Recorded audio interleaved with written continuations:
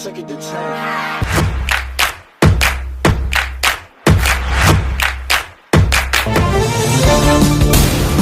Banyumas Ahmad Hussein terus berupaya untuk mencapai zero waste atau Assalamualaikum warahmatullahi wabarakatuh. Salam sejahtera, salam Om Swastiastu, Namo Buddhaya, salam kebajikan. Perkenalkan, saya Genia. Saya Lulu Laila Setiawan. Kami akan memandu sharing season kelompok Labengki pada kesempatan kali ini. Nah, di kesempatan kali ini nih kita akan melakukan sharing session nih teman-teman Mahesa yang bertema tentang lingkungan hidup. Kelompok kami berfokus pada bahasan implementasi pelestarian dan pembangunan zero waste dan zero carbon.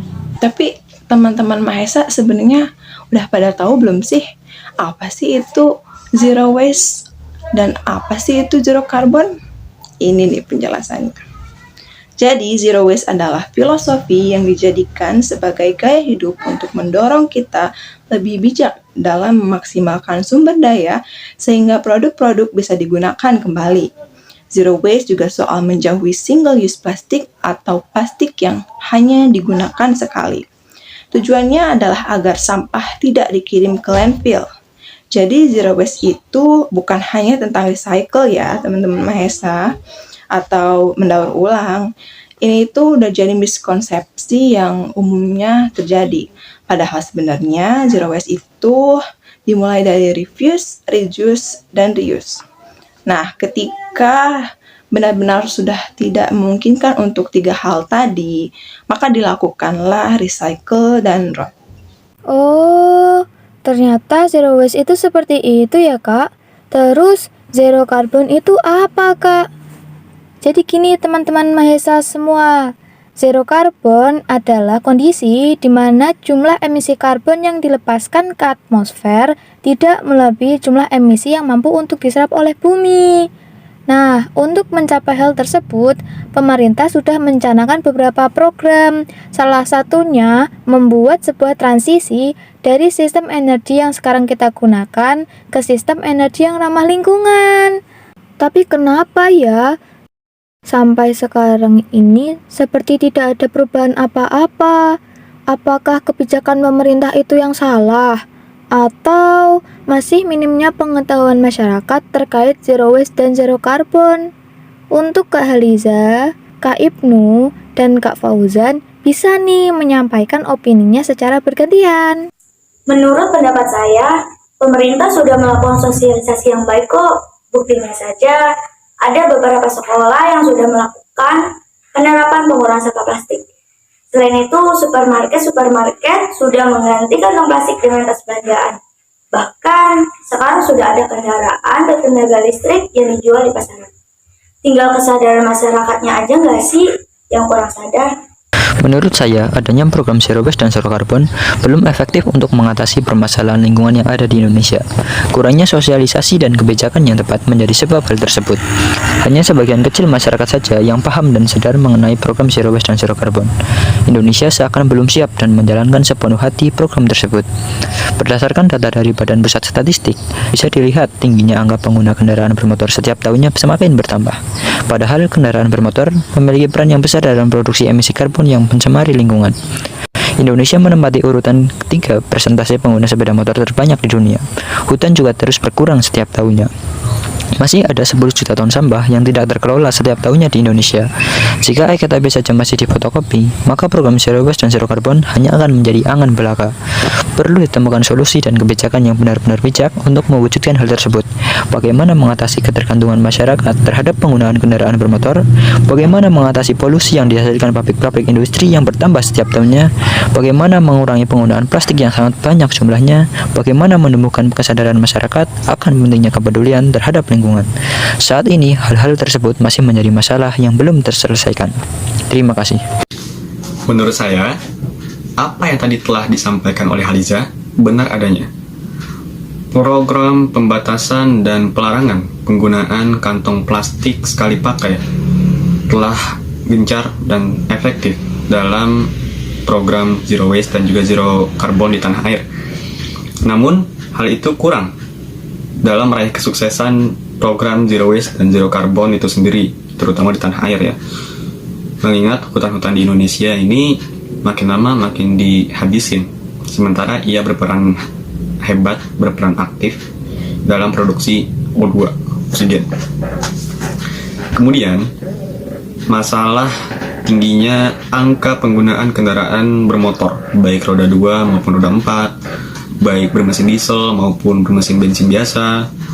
Kendaraan-kendaraan tersebut turut andil dalam pencemaran lingkungan, terutama pencemaran udara. Diikuti dengan asap polusi yang dihasilkan pabrik-pabrik industri yang kian merajalela.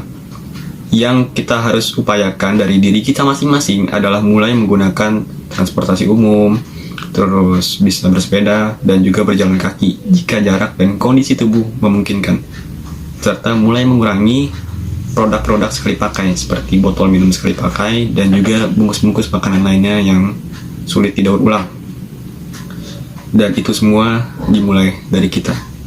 Oke, itu tadi pendapat dari ketiga teman kita atau ketiga panelis kita terhadap kurangnya edukasi dalam program Zero Waste dan Zero Carbon. Dengan belum sempurnanya program Zero Waste dan Zero Carbon diterapkan, tentu menimbulkan dampak yang tidak bisa diremehkan begitu saja. Seperti ini, munculnya keracunan yang disebabkan oleh menghirup asap pembakaran dan gas berbahaya. Kondisi itulah yang menyebabkan oksigen mencapai sel dan jaringan dalam organ tubuh, mengancam kualitas udara yang kita hirup, teman-teman Mahesa. Gimana sih fenomena itu bisa berpengaruh terhadap lingkungan dan cara apa yang sekiranya dapat dilakukan agar hal ini tidak terus-menerus terjadi? Bisa nih Mas Angger untuk menyampaikan opininya, diikuti oleh Mbak Audi dan Mbak Amel. Menurut pendapat saya, sudah cukup banyak fenomena yang terjadi akibat dari sampah yang sulit didaur ulang, terutama sampah plastik yang berlebihan.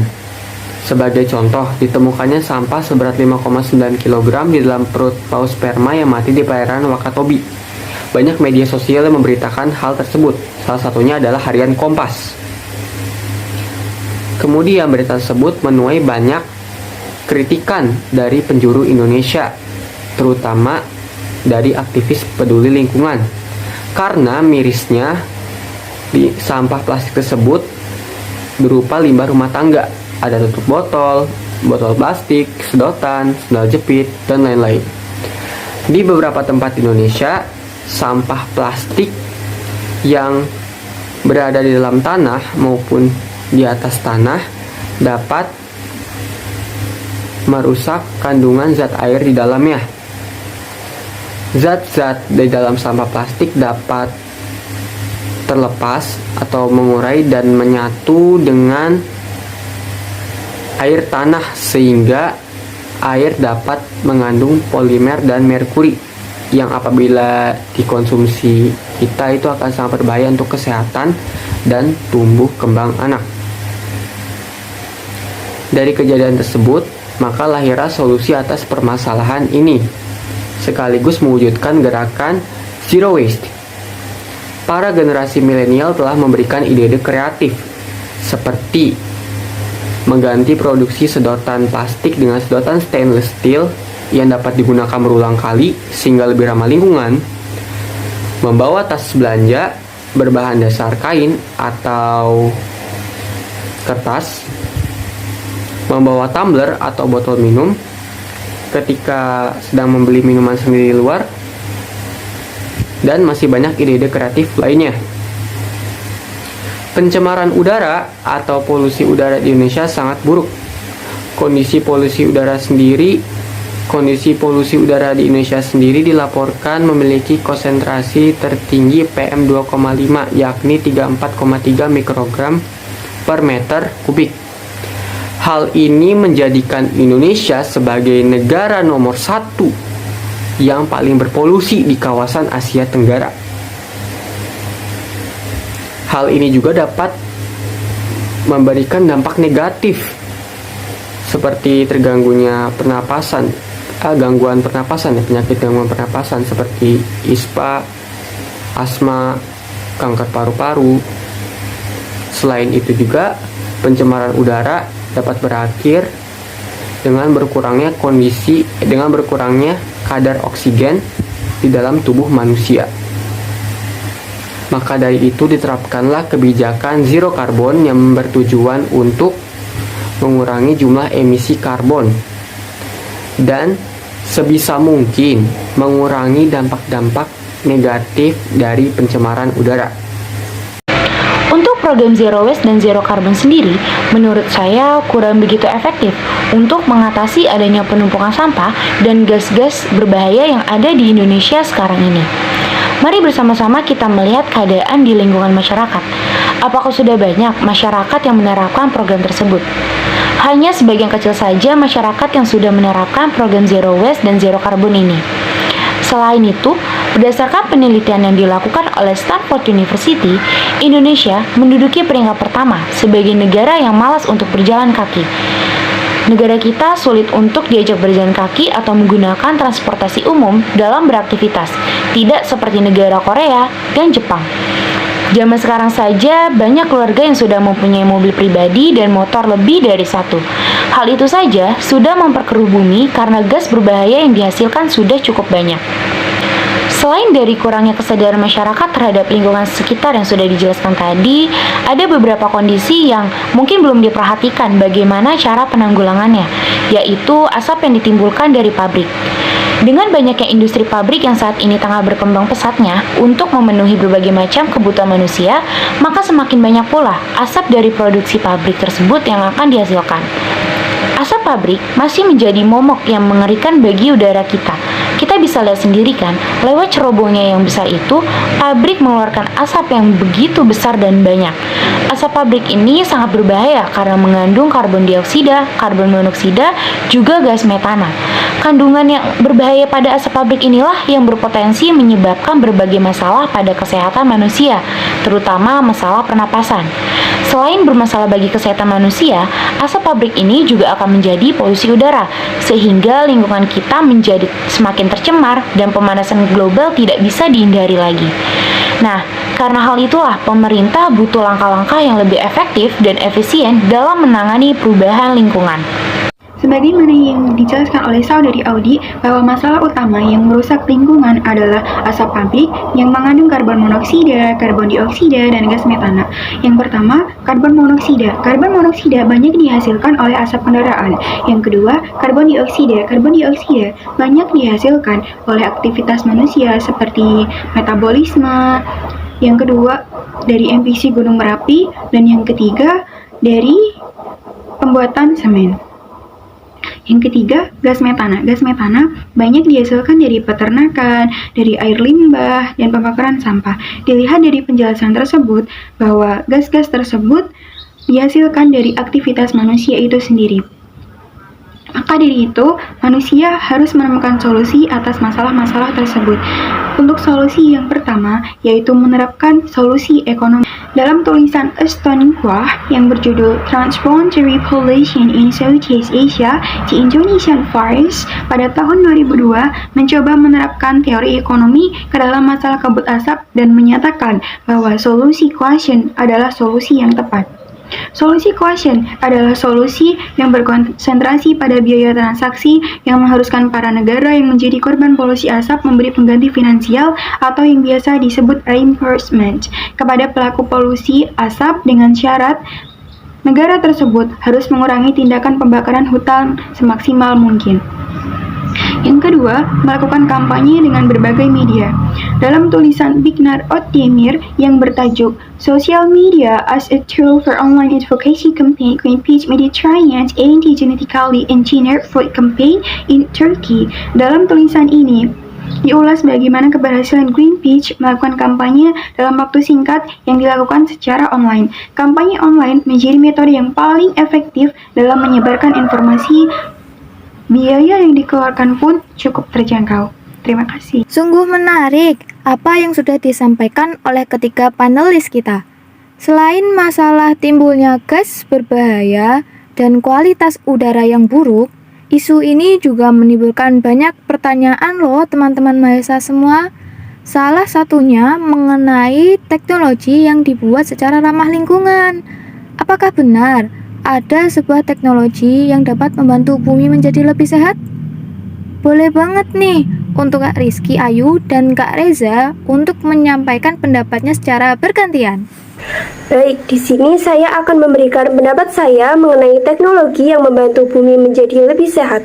Menurut saya, pemerintah sendiri pun sudah banyak sekali nih menyosialisasikan akan upaya yang bisa dilakukan masyarakat untuk mendorong program tersebut. Pemerintah juga sudah berpartisipasi dengan terus menggenjot teknologi, terutama di bidang transportasi, seperti kendaraan listrik dan kendaraan umum secara massal di Indonesia, melalui berbagai kebijakan. Contohnya seperti adanya kereta listrik dan bus yang mungkin sekarang kita kenal dengan bus trans, dengan tujuan supaya masyarakat Indonesia dapat menggunakan fasilitas tersebut untuk membantu Indonesia dalam gerakan zero carbon ini. Seperti yang dikatakan Menteri Perhubungan, bicara tentang penanganan perubahan iklim dan penurunan emisi karbon, sektor transportasi merupakan hal yang paling signifikan yang harus dilakukan. Dan bisa dilihat, sekarang banyak masyarakat yang lebih memilih untuk menggunakan transportasi umum.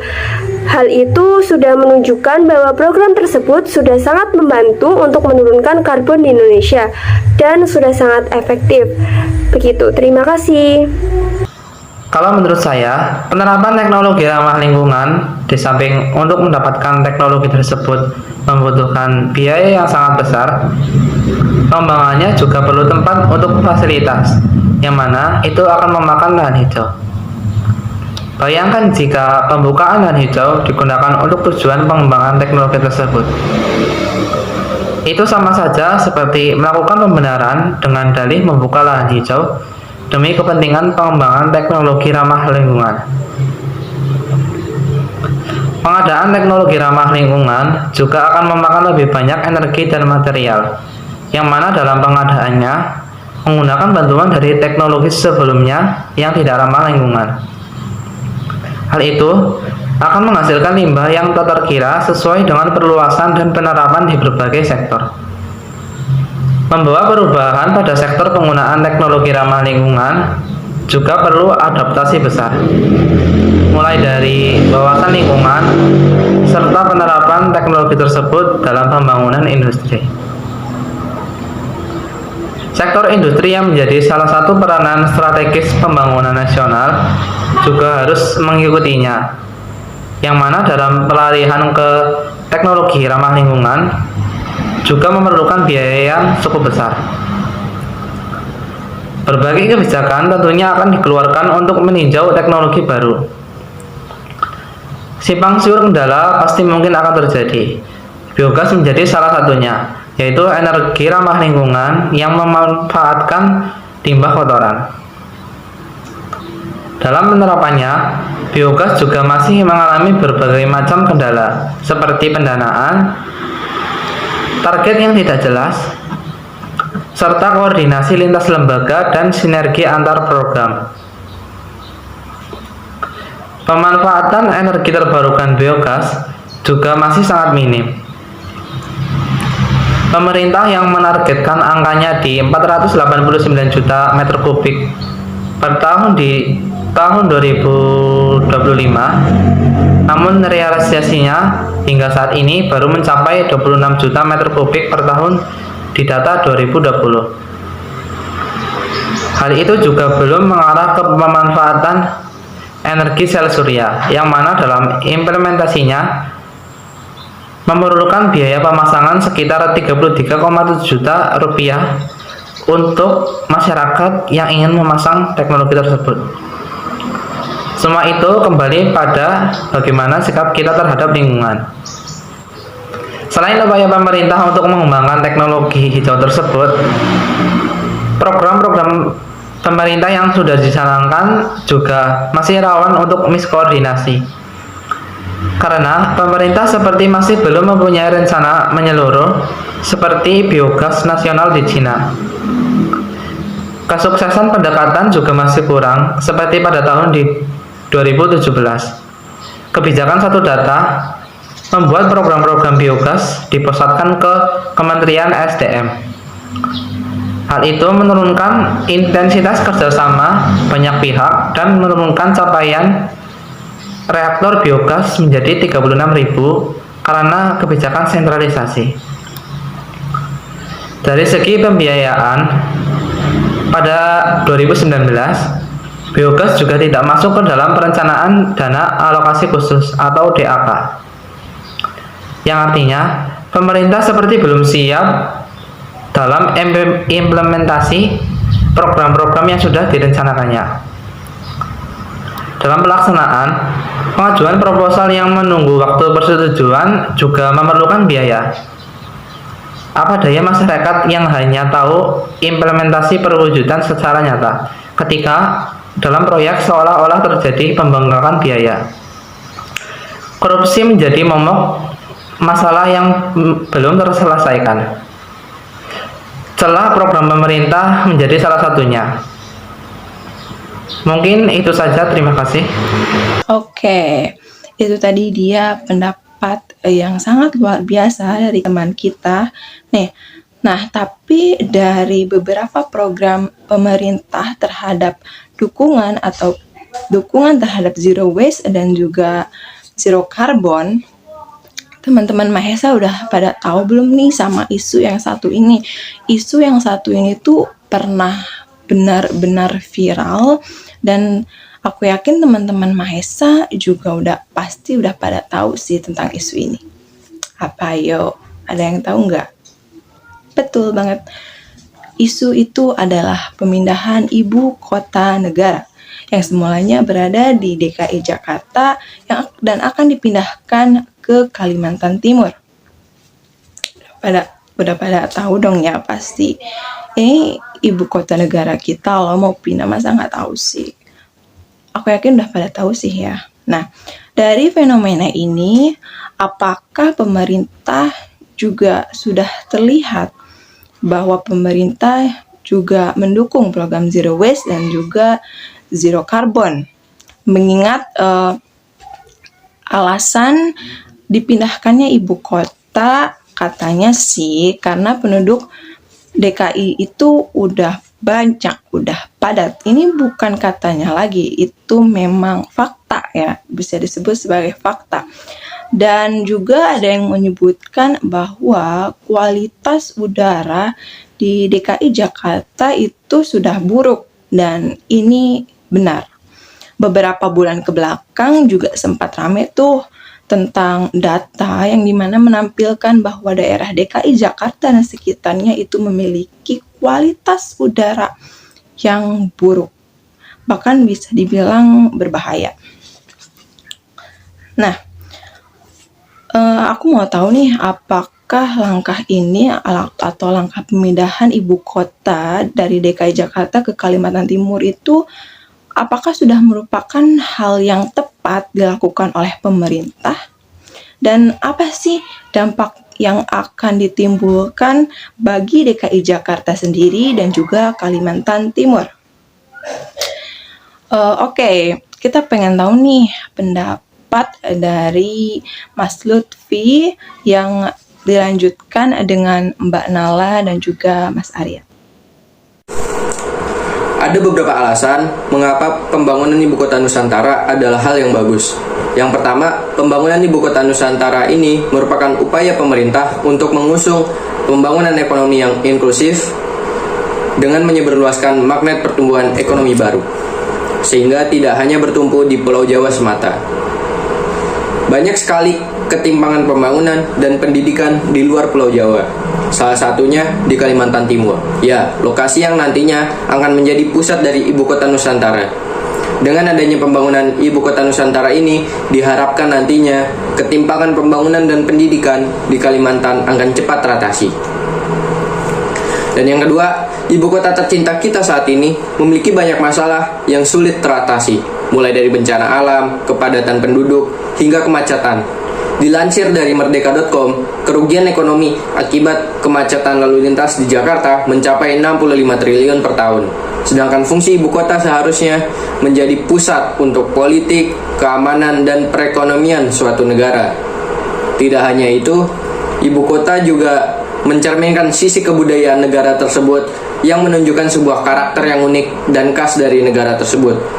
Apa jadinya bila turis asing berkunjung ke ibu kota negara kita dan pergi dengan penilaian yang tidak enak terhadap negara kita karena hal-hal yang saya sebutkan tadi. Yang ketiga, berdasarkan laporan konsultan Ferik Mapleprof, Jakarta diprediksi akan tenggelam di tahun 2050. Oleh karena itu, ini menjadi salah satu alasan mengapa pembangunan ibu kota Nusantara ini bukanlah ide yang buruk. Salah satu lokasi yang paling strategis adalah Kalimantan. Mengapa pemerintah memilih lokasi tersebut? Karena di Kalimantan ini sangat jarang terjadi gempa. Mengapa di Kalimantan ini sangat jarang terjadi gempa? Karena Pulau Kalimantan ini lokasinya cukup jauh dari lokasi zona tumbukan lempeng atau megatrust. Sehingga suplai energi yang membangun medan tegangan terhadap zona seismogenik di Kalimantan ini tidak sekuat dengan daerah lain. Oleh karena itu, kegiatan ekonomi di ibu kota Nusantara nantinya akan sangat sulit terhambat oleh bencana alam. Yang keempat, bila kalian memprotes IKN karena masalah lingkungan, jangan khawatir. Karena dari sisi pemanfaatan energi, IKN ini nantinya akan memanfaatkan energi matahari sebagai sumber listrik, menggantikan listrik yang awalnya bersumber dari batu bara sehingga mengurangi jumlah CO2, serta mampu mengontrol distribusi energi ketika sedang jam puncak. Di samping itu, pemanfaatan green building yang ditandai oleh peningkatan efisiensi energi, pemanfaatan konsumsi air dan bahan, dan peningkatan kesehatan dan lingkungan, penggunaan peralatan yang hemat energi dan ramah lingkungan, penggunaan energi terbarukan, peningkatan kualitas udara dengan heating and cooling system, dan penggunaan sistem pencahayaan alami, sehingga nantinya ibu kota Nusantara ini akan sangat ramah lingkungan. Menurut saya, pemindahan ibu kota ke Kalimantan Timur kurang sejalan dengan sejarah peristiwa perjuangan bangsa Indonesia. Banyak sekali sejarah perjuangan yang telah terjadi di ibu kota Jakarta. Misalnya, peristiwa proklamasi kemerdekaan 17 Agustus 1945. Apabila ibu kota jadi dipindahkan ke Kalimantan Timur, saya rasa cepat atau lambat banyak masyarakat yang melupakan sejarah. Selain itu, dengan dipindahkannya ibu kota negara, pasti membutuhkan dana yang sangat besar. Perlu kita ingat, Indonesia memiliki banyak sekali hutang kepada negara lain. Alangkah baiknya jika dana yang akan digunakan untuk memindahkan ibu kota ke Kalimantan Timur digunakan untuk membayar hutang dan bisa dialokasikan untuk pembangunan bangsa. Misalnya, pembangunan jalan di daerah Papua, kemudian memperbaiki fasilitas-fasilitas pendidikan, pembangunan gedung-gedung yang dapat menunjang untuk masyarakat-masyarakat terpencil, dan masih banyak lagi. Mari kita berpikir bersama. Semisal ibu kota jadi dipindahkan ke Kalimantan Timur, apakah tidak akan merusak lingkungan yang masih alami? Apakah tidak akan menimbulkan gas-gas berbahaya lagi? Dan apakah kerusakan lingkungan bisa teratasi? Para pejabat telah mengutarakan alasan pemindahan ibu kota menuju ke Kalimantan Timur. Hal ini karena Jakarta sering terjadi banjir dan tingkatnya atau semakin meningkatnya kemacetan yang terjadi. Ada juga yang mengutarakan bahwa Jakarta akan tenggelam. Jika langkah yang diambil untuk mengatasi masalah tersebut dengan memindahkan ibu kota ke Kalimantan Timur, saya rasa itu bukan solusi yang tepat.